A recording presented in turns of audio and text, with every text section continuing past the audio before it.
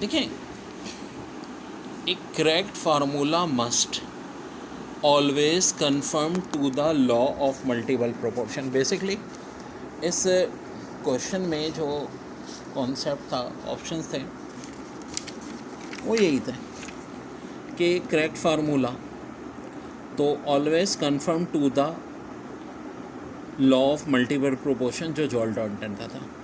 A compound was found to contain nitrogen and oxygen in their ratio 28 gram 80 gram. The formula of the compound is। तो बेटा देखो, सीधी सादी बात है, option A NO तो नहीं हो सकता, लास्ट वाला N2O5 होगा। क्योंकि देखो, एक नाइट्रोजन का मास 14 है, दो का 14 2 सा 28 हो जाएगा, ऑक्सीजन 16 5 सा 80 हो जाएगा। When beta particle are sent through this thin metal film, most of them go straight through the foil has। Option A कह रहे हैं beta particles are heavier than electron, सवाल ही पैदा नहीं होता, सेम चीज़ होती है, बीटा पार्टिकल आर पॉजिटिवली नहीं जी। Most part of the atom is very empty, yes ये करेक्ट ऑप्शन है। फिर कह रहे हैं electronic configuration of M2 plus ion is 2 8 14 and the atomic weight is 56 atmosphere. The number of neutron in its nucleus are. तो बेटा देखो, पहले तो देखो कि 2 8 14 का मतलब है 24 इलेक्ट्रॉन बचे M+2 में, 2 इलेक्ट्रॉन लॉस होने के बाद। इसका मतलब है ओरिजिनल इलेक्ट्रॉन 26 थे, या कह लो 26 प्रोटॉन है। 26 प्रोटॉन है और मास जो होता है प्रोटॉन और न्यूट्रॉन का सम होता है वो 56 है। तो न्यूट्रॉन क्या होंगे, 56 में से 26 माइनस कर लो, आंसर 30। ठीक है, ऑप्शन है quantum number plus of and minus of for the electron spin represent. तो मेरे भाई देखो, पहले प्लस ऑफ बाद में माइनस ऑफ की बात हो रही है। एक ऑप्शन है rotation of electron is clockwise and anti clockwise direction respectively, नहीं जनाब। दूसरा है rotation of electron is anti clockwise and clockwise direction respectively, yes ये आंसर हो जाएगा। फिर कह रहे हैं 1 litre of gas weight 2 gram at 300 kelvin, ठीक है जी, and 1 atmosphere pressure. If the gases is made 75 atmosphere, at which of the following temperature will 1 litre of the same gas weight 1 ग्राम। बेटा बड़ा ही प्यारा सवाल है। देखो, ऐसे सवालों के लिए फार्मूला होता है P1V1 upon P2 V2 equal to N1 T2। P1 इन्होंने दिया हुआ है 1 एटमॉस्फेयर, ठीक है, और P2 75 एटमॉस्फेयर। V1 V2 दोनों 1 लीटर हैं, तो भाई वो कैंसिल हो जाएंगे। अब नंबर ऑफ मोल्स तो नहीं दिए हुए, लेकिन नंबर ऑफ मोल्स बराबर होता है weight divide by molecular weight. Given weight 2 है, मॉलिक्यूलर वेट को m मान लेते हैं। फिर ये जो बाद में वेट है कह रहे हैं 1 ग्राम हो गया, यानी ये जो सेकंड वाले का वेट है 1 अपॉन मॉलिक्यूलर वेट। पहले वाले का टेम्परेचर T1 300 दिया है, T चाहिए। अब देखो ये mm कट जाएगा बच्चों, फिर तो बहुत आसान है, T इधर डिवाइड है उधर मल्टीप्लाई कर लो, T चाहिए। 75 इंटू 2 इंटू 300, आंसर हो जाएगा 4500 केल्विन। ठीक है बेटा, 4500 kelvin is. Which of the following pairs of gases have same rate of diffusion, CO2 and N2O, CO2 CO। तो बेटा देखो, सेम तब होता है जब मॉलिक्यूलर वेट सेम हो। CO2 का मास 44, N2 का 28 प्लस 16 44, तो of course option A is correct. फिर कह रहे हैं for the equilibrium reaction 2NO2 and 2O4 plus 61 kilo joules increase of the temperature. बेटा ये एक्सो है या एंडो है, पहले तो इसको पहचानो, ये एक्सो है। अक्सर लोग इसे गलत कराते हैं। भाई ये इधर प्लस है ना, यहाँ जाके क्या हो जाएगा, माइनस हो जाएगा। टेम्परेचर हीट निकली है तो ये एक्सोथर्मिक है।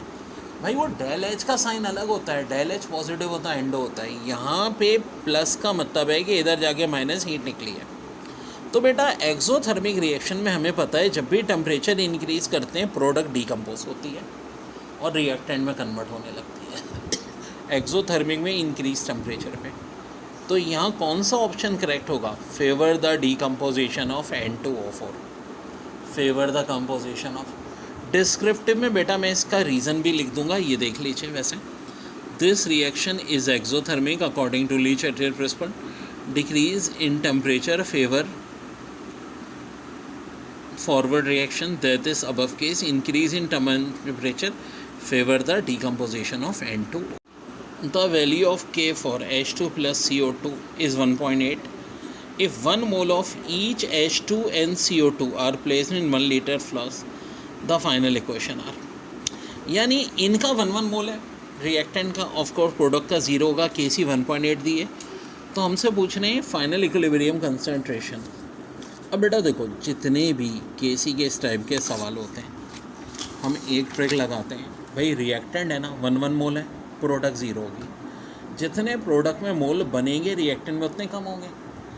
प्रोडक्ट के मोल को x मान लो, यानी हमें x ही चाहिए होगा, तो रिएक्टेंट 1 - x हो जाएगा बेटा। Kc कैसे लिखते हैं, प्रोडक्ट की वैल्यू हमेशा ऊपर, रिएक्टेंट की यानी नीचे। अब क्या होगा, Kc 1.8 दिया है, तो बेटा जब भी इस तरह का सवाल हो ना, स्क्वायर रूट ले लो। क्यों, 1.8 का स्क्वायर रूट हो गया 1.34, एक्स स्क्वायर का x, 1 - x स्क्वायर का 1 - x, क्रॉस मल्टीप्लाई करो, 1 से किया 1.34, माइनस एक्स से किया -1.34। अब यहाँ पे इक्वल टू x चल रहा है बेटा, ये जो -1.34 है ना, इधर आगे प्लस हो गया 2.34, 1.34 को डिवाइड करें 2.34 से, तो देखो एक्यूरेट तो ये आना चाहिए। अब करीब तरीन ऑप्शंस में आप देखोगे, जो 0.5 से बड़ा एक ही ऑप्शन है 0.531। बेटा अंडरस्टूड सी बात है कि 1.34 को जब 2.34 से डिवाइड करेंगे, क्योंकि 234 का आधा 117 होता है, तो 0.5 से बड़ा आंसर आएगा। तो जो भी 0.5 से बड़ा ऑप्शन है उसको टिक मार दीजिएगा। What will be the major product of the following, यार बड़ा ही ख़तरनाक है आंसर बॉर्डर लाइन स्ट्रक्चर में। यानी ये देखो, ये जो चीज़ है ना, ये मिथाइल ग्रुप को शो कर रही है, तो यहाँ भी मिथाइल यानी टॉलिन है। हम सबको पता है कि मिथाइल ऑर्थो पैरा डायरेक्टर होता है, तो अब आने वाले को ऑर्थो पैरा पोजीशन पे भेजेगा, या तो ऑर्थो या पैरा। अब देखो यहाँ क्या है, C2H5COCl। तो बेटा आप लोगों की आसानी के लिए मैं इसको ऐसे खोल देता हूँ, ठीक है, ये COCl ना, कार्बन ऑक्सीजन डबल बॉन्ड है C2। देखो बेटा जब भी ऐसा होगा ना, ये इलेक्ट्रोफिलिक सब्सटीट्यूशन होगी, AlCl3 भी मौजूद है, ठीक है। फिडल क्राफ्ट रिएक्शन में अल्काइलेशन ये या एसाइलेशन होती है, तो देखो ये Cl अलग होगा। अब बेटा ये जो Cl अलग होगा ना, Cl कभी भी नहीं आएगा, याद रखो, हमेशा नेगेटिव पार्ट अलग हो जाता है, पॉजिटिव पार्ट जो है हाइड्रोजन की जगह लेता है, और जो हाइड्रोजन है इस नेगेटिव के साथ HCl अलग से बना लेगा। अब बेटा Cl तो नहीं आएगा, ये पूरी चीज़ ना कहीं लग जाएगी। अब कहाँ लगेगी भाई, अल्काइल है, या तो ऑर्थो पे बैठेगा, पैरा पे बैठेगा। आज स्ट्रक्चर देखते हैं बेटा, ये तो मेटा आ गया, देखो ना, ये अल्काइल ग्रुप यानी मिथाइल है, एक छोड़ के तो मेटा होता है, ये नहीं हो सकता, ये बिल्कुल यही है, क्योंकि देखो बिल्कुल सामने क्या होता है, पैरा होता है, या पैरा होता है ऑर्थो होते हैं। CD तो वैसे ही नहीं हो सकते भाई, क्योंकि Cl आ रहा है, Cl थोड़ी आता है। इलेक्ट्रोफिलिक सब्स्टिट्यूशन में क्या आता है, पॉजिटिव पार्ट आता है, तो CD तो धुरफिट्टे मुँह हो गए। A वाला इसलिए नहीं होगा कि एक छोड़ के B वाला हमारा आंसर हो जाएगा। What is the product of the below reaction, ये भी बॉर्डर लाइन स्ट्रक्चर दिया है भाई। बॉर्डर लाइन को पहले तो देखो हमेशा कन्वर्ट करो, इसका मतलब क्या है, ये जो O डबल है, पहले तो ना शरीफाना रिएक्शन में अपने तरीके से कन्वर्ट कर लो भाई। इसका मतलब है कार्बन ऑक्सीजन डबल बॉन्ड है, और देखो बॉर्डर लाइन में कभी हाइड्रोजन शो नहीं करते, वैलेंसी 4 पूरी नहीं हो रही ना इस कार्बन की, एक तरफ CH3 है तो यहाँ H होगा, यानी एल्डिहाइड है, और 2 कार्बन वाला या तो इथानल या एसिटाल्डिहाइड। इसका मतलब क्या है, 1 कार्बन 2 कार्बन 3 और OH यानी अल्कोहल यानी प्रोपानॉल, ठीक है। अब बेटा मेरी एक मैजिकल ट्रिक याद रखो, जब भी अल्कोहल का एल्डिहाइड कीटोन से रिएक्शन करेंगे, ये ऑक्सीजन वाला डबल बॉन्ड ब्रेक होगा, और अल्कोहल का जो H है ना, हमेशा ये ओवर अट्रैक्ट कर लेगा। पहली बार डबल बॉन्ड ब्रेक होगा, ये याद रखो, और H यहाँ अट्रैक्ट हो जाएगा, ये हो गया। अब देखो बेटा CH3 अपनी जगह था, H अपनी जगह था, अब एक वैलेंसी खाली हो गई, और यहाँ का H चला गया, तो ये OC3H7 अकेला है, तो ये बनेगी फाइनल प्रोडक्ट, ठीक है।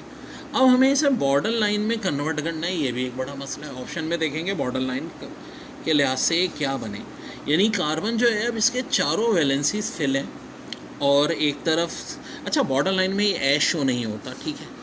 तो आए देखते हैं भाई, डबल बॉन्ड तो ऑक्सीजन का रहेगा ही नहीं, ये 2 ऑप्शन तो धुरफिट्टे में हो गए। लेकिन मेरे भाई ये O मौजूद है, एक O मौजूद होना चाहिए। ऑप्शन बी में O भी मौजूद नहीं है, D होगा। देखो ये हमारा सेंट्रल कार्बन हो गया, ये वाला बॉर्डर लाइन का मतलब है ये CH3, ठीक है। एक तरफ OH और एक तरफ होना चाहिए OC3H7, तो O ये है, C3H7 ये हो गया। बॉर्डर लाइन में कभी ये खाली H को शो नहीं करते, तो करेक्ट आंसर ये ख़तरनाक था। ये भी क्वेश्चन है, which would be the product of the below reaction. यार ये है क्या? फिर बॉर्डर लाइन स्ट्रक्चर, एक कार्बन 2 3 4, चौथे कार्बन पे डबल बॉन्ड और OH, कार्बोक्सिलिक ग्रुप, कौन सा एसिड, ब्यूटानिक या ब्यूटाइरिक एसिड, और SOCl2 बिग 3 में मैंने बताया था, ठीक है। और बच्चों सीधी सादी बात है, जब भी SOCl2 हो इसका काम होता है OH की जगह Cl लगाना, तो पूरा स्ट्रक्चर यूं का तू रहेगा, बस OH की जगह क्या रख जाएगा, Cl लग जाएगा। ये मेरा डी आंसर हो जाएगा। विच of following of heat of formation indicate that the product is least stable. तो एक ट्रिक मैंने बताई थी क्लास में जब बच्चों को सवाल करवाए थे कि greater negative value of del H shows greater stability और greater positive value of del H show less stability. तो हमसे तो पूछें लेस स्टेबल, तो जिसकी पॉजिटिव वैल्यू बेटा सबसे ज़्यादा होगी, सबसे ज़्यादा पॉजिटिव वैल्यू कौन सी है, नेगेटिव वाले तो होंगे नहीं, तो हो जाएगा +64.8, ये हमारा आंसर हो जाएगा बच्चों। Very very important. फिर most abundant salt of sodium in nature, ये तो बचपन से पढ़ रहे हैं, सोडियम क्लोराइड। बड़ा अच्छा है, what is the volume in cm³ of 3.01 × 10⁻23 molecules of O2 gas at STP। 3.01 है तो ये हो जाएगा, ठीक है जनाब। नंबर ऑफ एटम्स देखो, अगर 6 होते हैं ना STP पे तो 22.4 DM³ होता है। 6 का आधा 3, तो 22.4 का आधा 11.2 आंसर DM³ में होता। DM³ में नहीं पूछा, cm³ में पूछा है। 11.2 को क्या करेंगे, मल्टीप्लाई कर देंगे, 11200 आंसर, यानी कि आपका ऑप्शन डी हो जाएगा। फिर amount of solute present in given amount of solvent is called.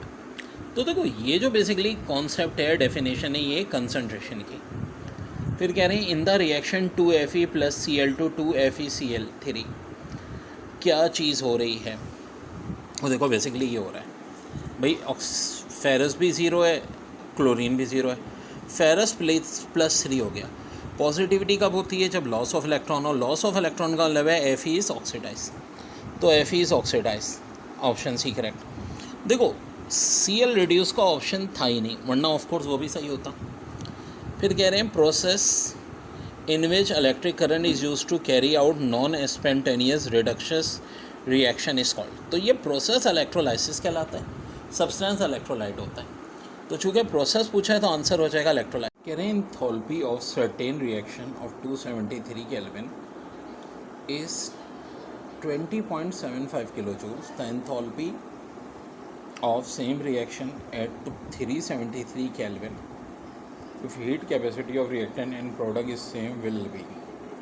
ओ यार ये बड़ा की पॉइंट है, हीट कैपेसिटी रिएक्टेंट और प्रोडक्ट की अगर सेम होती है तो भाई एंथैल्पी में कोई फ़र्क नहीं पड़ता। यानी 273 केल्विन पे थी, जहन में रखो हीट कैपेसिटी रिएक्टेंट प्रोडक्ट की सेम हो तो टेम्परेचर चेंज होने से कोई फ़र्क नहीं पड़ता। 273 पे जो थी -20.75 वही 373 पे होगी, यानी ऑप्शन ए इज़ करेक्ट। कह रहे हैं gas that react with calcium oxide and not with sodium bicarbonate. तो ये रखो कार्बन डाइऑक्साइड कैल्शियम ऑक्साइड के साथ मिलेगी तो कैल्शियम कार्बोनेट बन जाएगा। फिर है विच of following statement is correct. ये भी भाई लोग बहुत रॉन्ग पढ़ाते हैं, याद रहे H3BO3 डाइबेसिक है, ट्राइबेसिक नहीं है। और जितने एसिड हैं ये अच्छे ऑक्सीडाइजिंग एजेंट होते हैं, रिड्यूसिंग नहीं हो सकते, तो ए ऑप्शन भी नहीं हो सकता, बी सी भी नहीं है, तो करेक्ट आंसर हो जाएगा option D. Which of following about H2S is false. तो करेक्ट आंसर है it is a weak based water.